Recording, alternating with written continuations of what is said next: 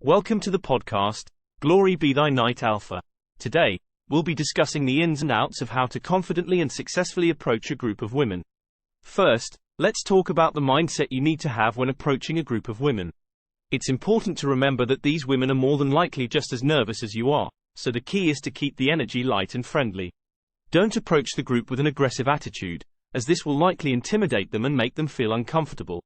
Instead, try to exude a sense of confidence, humor, and openness to conversation. Now, let's talk about how to actually go about approaching a group of women. It's important to note that the way you approach the group will depend largely on the context of the situation. If you're at a bar or club, it's generally best to just make eye contact with the group, smile, and then if they smile back, go up and introduce yourself. It's also important to identify the leader of the group, and make sure to address her first.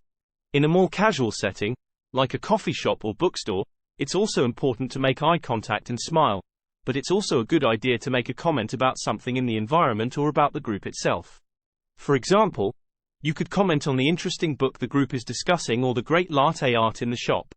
No matter what setting you're in, it's important to remember to be yourself. Be genuine and authentic, and don't try to act like someone you're not. As long as you're confident and friendly, the women you're approaching should be open to getting to know you. Once you've successfully approached the group, the next step is keeping the conversation going. It's important to ask open-ended questions that allow the women to give more than just a yes or no answer. Also, try to make sure you're actively listening to what they're saying, instead of just waiting for your turn to talk. Finally, it's important to remember that the goal of approaching a group of women is not necessarily to get a date or even a phone number. The goal is to make a connection, and to have a pleasant conversation. You never know, you could end up making some great new friends in the process. We hope this podcast has given you some useful insight into how to approach a group of women.